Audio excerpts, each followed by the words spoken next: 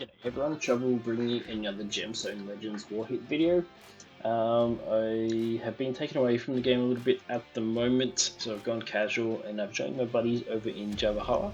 Gonna smack around some guilds in War just for a bit of fun when I have the time. Well, let's get into today's videos. So in this battle, Aurora's my lead for the res up to try and avoid anything Zarkon and Isabella would throw at me. As you can see, I made the foolish decision to bring our healing dragon. Smart money would have been to bring heal block and to have targeted the squishy Mr. Claus second. Would have allowed for me to have gotten a 3-on-2 advantage a bit earlier in the battle, but never mind. Regardless of what I brought, this team that I have here is quite strong. Even if they had a trap on, I would have been pretty safe to get through them.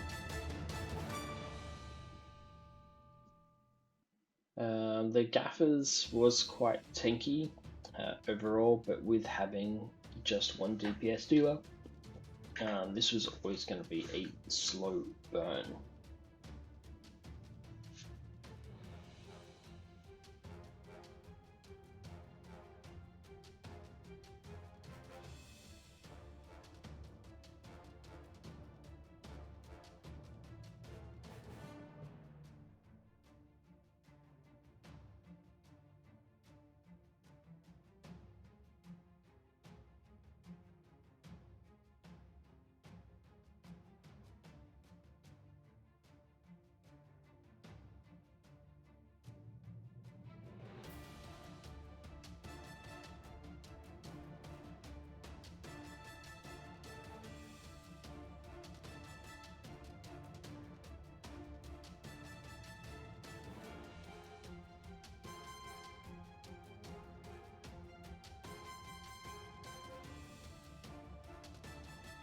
Okay, so you can see there that a 35k difference, 3-on-2 when you've got War Machines doesn't really mean a whole lot.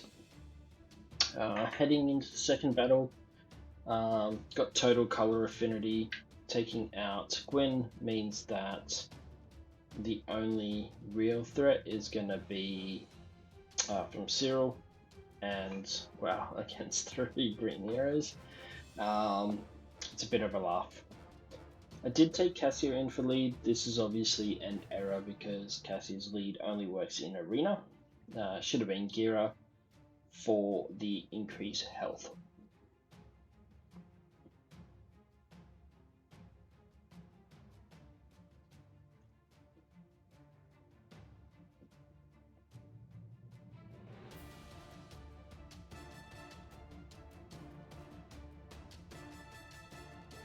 Right, so the gem there was moved around so that I could get another color affinity gem against her just to make sure he died.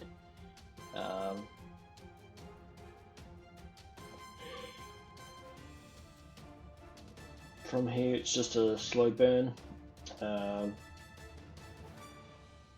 jar will get taunt up and whatnot, but with them having no actual heals, there's no risk to the overall victory.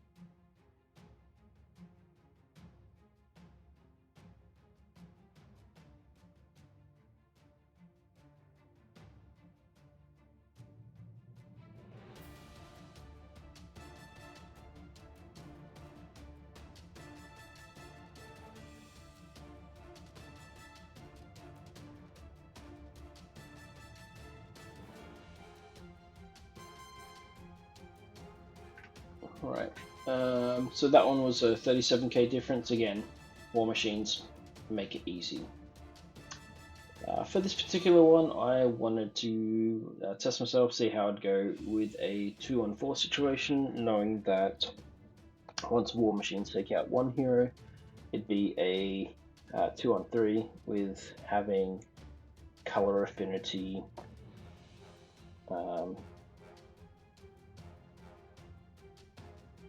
advantages meant I felt that I'd be pretty safe on this, especially when utilizing Sleep and Taunt from Gudrick. So Gudrick was the lead for this particular battle, as he adds a little bit extra in all game modes.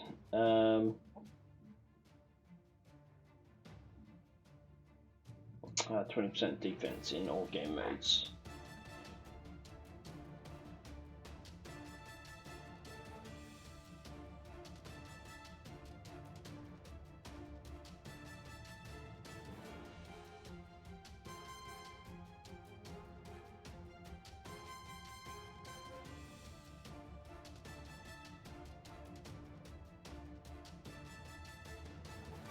As you can see here, when Sleep doesn't hit a particular, or doesn't hit everyone, then it picks my target for me.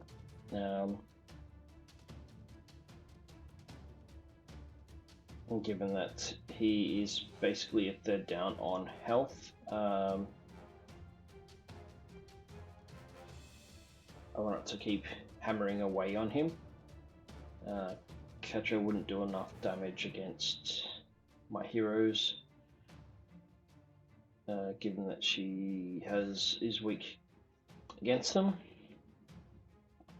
And then obviously with the debuff that Alton brings, if I can get rid of him earlier, it just makes things even safer.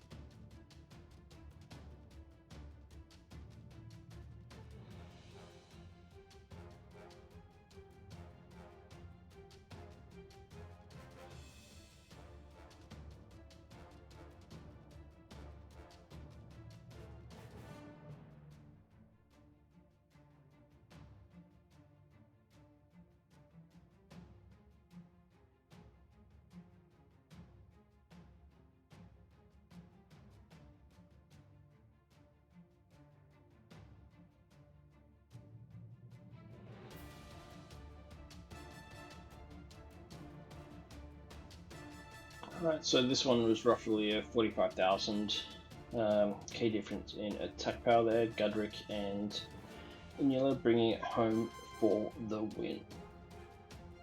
In this next particular battle, I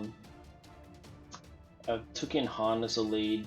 Gives a bit of 32% HP buff, I believe it is. I could be wrong on the percentage, but I felt that was going to be quite useful when going 2-on-3. Doing this is more so to test myself in ensuring that I can identify when heroes are going to have synergy and taking advantage of the opponent's kind of not having cohesive teams as well. It does make it easier. So I guess for the players and guilds out there that have weaker teams, my advice to you would be to max out your heroes as quick as you can, as far as getting them to 6-star and to level 60, and just to build them a bit more sturdy. If you don't, coming across any player with some sort of tenureship in the game is going to allow them to exploit your teams and really score a lot of points in war.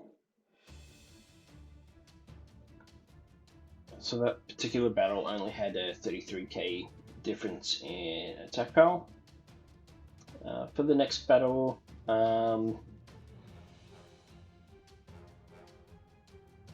it doesn't really matter who you take as lead. Mahog ability doesn't apply to war, and our other mate doesn't have a leadership ability, so it's all good at the end of the day. Color affinity against the blues and a few war items allow me to have pretty decent control over the outcome here.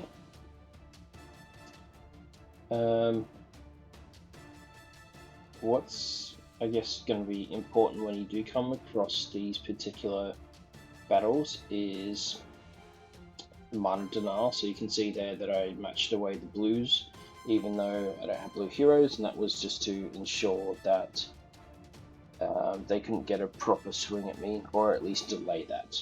So keep that in mind, because it does mean it applies to all situations over 4-on-4. You always want to, where possible, deny mana to the opposing team.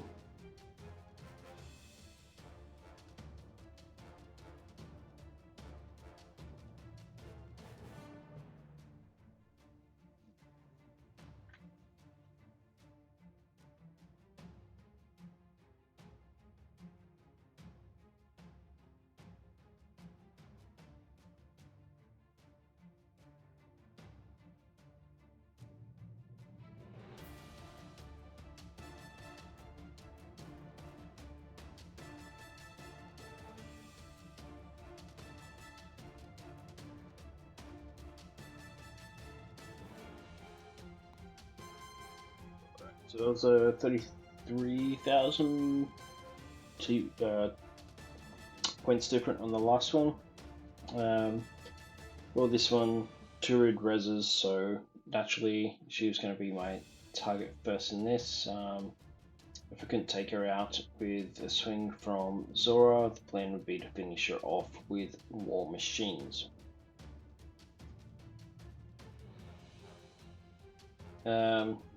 Neither Benedict or Zora provide a war-related speed team leader ability, so without that capability here, Zora's only applies to Arena.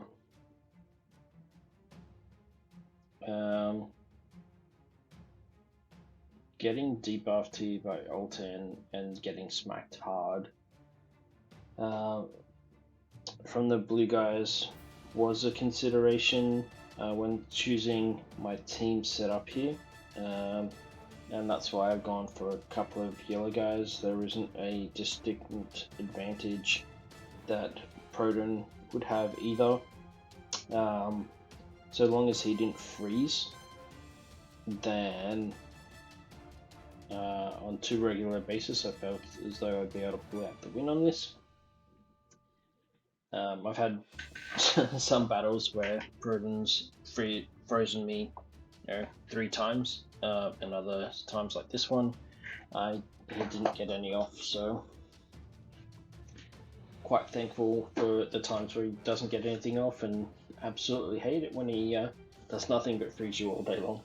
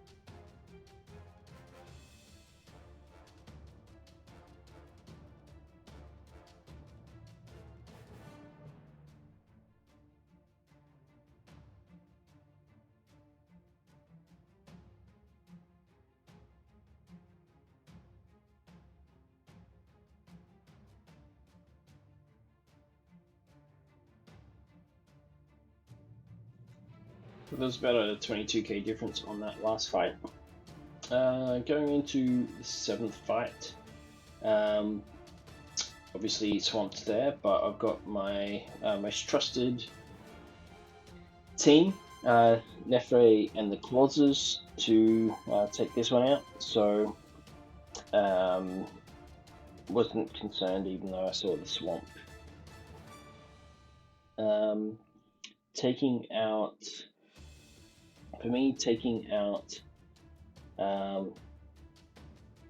big healers is almost a priority in most battles. I guess it depends on the rest of the team makeup as to who I'm going to take. But if they've got tomes on Helica, she is going to heal for 60% of the target's max HP and also provide 60% mana. So it can really charge up over Raphael really quickly. So for me, natural target when it comes to war machines.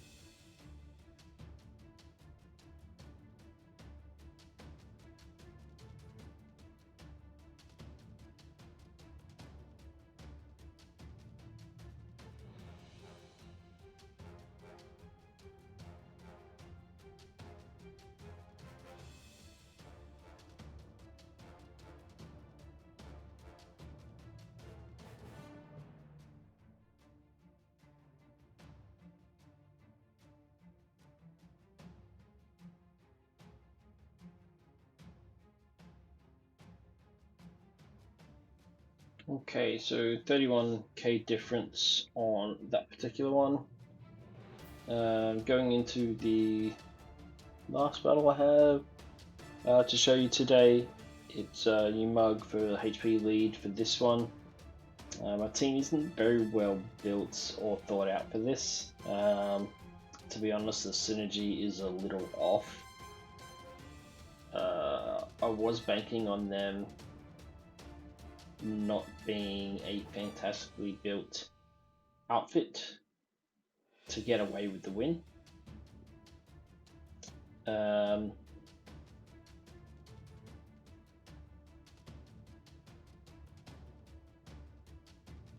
there's not really much more I can say. Just sit back and watch as I get annihilated in part before taking out the win.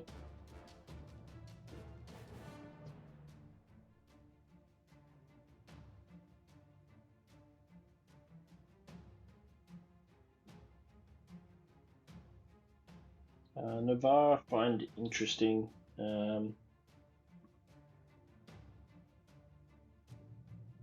Really like the fact he adds vulnerability and can freeze. It's only a 25% chance, but you can see I landed it there. I've seen a few others that have been outfitted with charger gear, but for me he's already squishy enough without adding lesser stats to him with charger gear.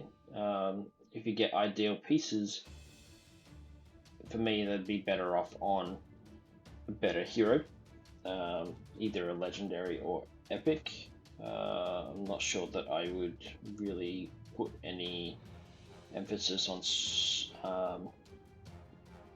charger sets in the rare department.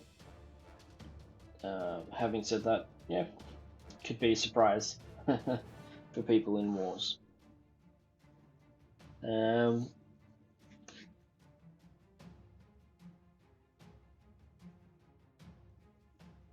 If you all like the content that you see, please subscribe, drop a like, and comment all the good stuff below. If there's something particular that you do want to see, let me know. But you'll need to bear with me. I don't have all the time in the world at the moment to make videos and stuff, so I'll do them as I get to them.